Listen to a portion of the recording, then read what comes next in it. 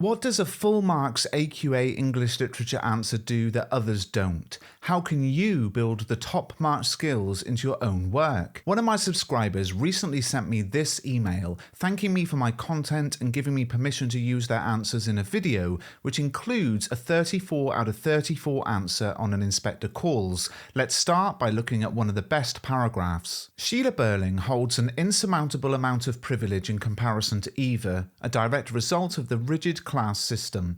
However, she still falls victim to the patriarchy as she embodies several stereotypical traits of a woman. Sheila receives the ring from Gerald and proclaims her excitement by stating how she'll never let it out of her sight for even a second. The hyperbolic quantifier never presents Sheila as fulfilling the infantilized stereotype that women were associated with. However, as the play progresses, Priestley distances her from these harmful tropes and uses her character as a way to oppose them. The ring as a prop acts as a symbol for marital inequality and the patriarchy, and Sheila's rejection of the ring signifies her rejection of these standards. By the end of the play, when Gerald attempts to give back the ring, she responds stating, "No, not yet, I must think." The modal must reflects her progression as a character, and she is now able to assert herself, something she was unable to do at the start of the play. However, the word yet implies that Sheila will eventually marry Gerald and presents it as being an inevitable event. This displays for the audience that no matter how great the attempt, women were still made to submit to men, and that ultimately the patriarchy prevailed. Priestley does this in order to urge his 1945 audience that there is still further societal development to be made. Now, a top marks answer is all about presenting a line of argument, a thesis, in response to the question. I won't give away the exact question from this paper because you might end up sitting it as a mock, but this student's thesis is essentially that Priestley uses the presentation of Sheila and others to explore the victimhood of women, criticising an oppressive patriarchal society and showing audiences the importance of caring for marginalised members of that society. And with that in mind, everything the student wrote in their answer was driven by that idea, including our paragraph here.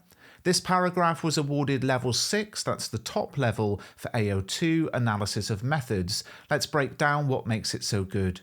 One key skill with top marks is close analysis, with very precise references used to back up an argument. So in our paragraph, the argument being made is, and I'm quoting here, that no matter how great the attempt, women were still made to submit to men, and that ultimately the patriarchy prevailed. Priestley does this in order to urge his 1945 audience that there is still further societal development to be made. So imagine you want to make that point. What would you use as a reference from the play? Well, this student zooms in on one word, yet. Then they carefully analyse that word's significance and its deeper meaning. The student explains that the word yet implies that Sheila is likely to marry Gerald eventually, despite her growth in independence, and this small, precise detail is used to reinforce the argument that the patriarchy ultimately prevails, even when progress is made. This is what makes the analysis so strong. It's not just saying what happens, that Sheila rejects the ring, or even why it's important to show her growth. Instead, the student focuses on a single specific word and explores how it contributes to the wider theme of systemic oppression and the play's message. By zooming in on yet, the student connects a tiny detail to Priestley's broader purpose of urging societal change, showing how every word in the text is deliberate and meaningful, and this level of precision is what examiners are looking for. The student also goes further by analysing how Priestley uses Sheila's transformation to explore complex ideas. For example, they link Sheila's rejection of the ring to her defiance of traditional gender roles, but they also acknowledge the limitations of her progress, as shown by her hesitancy to fully reject the marriage. This duality, the progress and the limits of that progress, is a sophisticated interpretation that goes beyond surface-level reading. By focusing on both what Priestley does through his use of language and symbolism and why he does it to critique societal inequality, this paragraph showcases the analytical depth and precision required for top marks. This answer realises the characters aren't real, but are conscious constructs created by Priestley to get a message across. This is a student who has a very clear point of view and uses very specific moments to back up their ideas. So what can you learn from this answer? Firstly, you need to make sure your analysis is driven by a clear thesis. Decide what you believe Priestley's purpose is in the text in relation to the question, and let that idea guide every point you make. Remember, a top mark essay is not just a collection of random insights, it's a well-structured argument.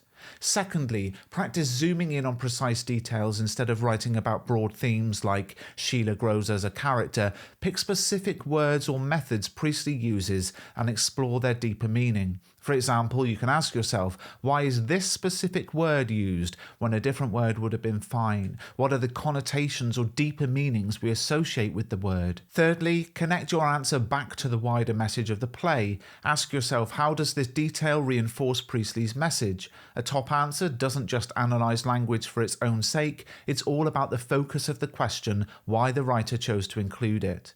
So to sum up, build your answer around a clear thesis that answers the question, use precise and carefully chosen references to back up your argument, connect your analysis to the writer's intentions and wider themes. And where should you go from here? Why not pick up my literature guide? At the moment, the ebook is available free because I've made this bundle at mrbruff.com. You can get my language guide, my literature guide, and my poetry guide for the price of two. So the literature guide would be free. Now, ebooks are sent to your email. They're not physical products. If you want the paperback, that's also available, linked in the description and available on Amazon. Thank you for watching.